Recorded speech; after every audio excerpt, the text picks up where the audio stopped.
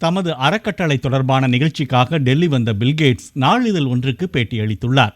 Digital முறையிலான பண பரிவர்த்தனைகள் மூலம் ஏழைகளின் வாழ்க்கையில் பெரிய மாறுதலை கொண்டுவர முடியும் என்று அவர் குறிப்பிட்டுள்ளார். பழைய 500, 1000 ரூபாய் நோட்டுகளை நீக்கும் நடவடிக்கை பண பரிவர்த்தனைகளை டிஜிட்டல் மயமாக்குவதை விரிவுபடுத்துமாயின் இந்த தற்காலிகமான சிரமம் நீண்டகால அடிப்படையில் நன்மையை தரும் என்றும் பில்கேட்ஸ் கூறியுள்ளார்.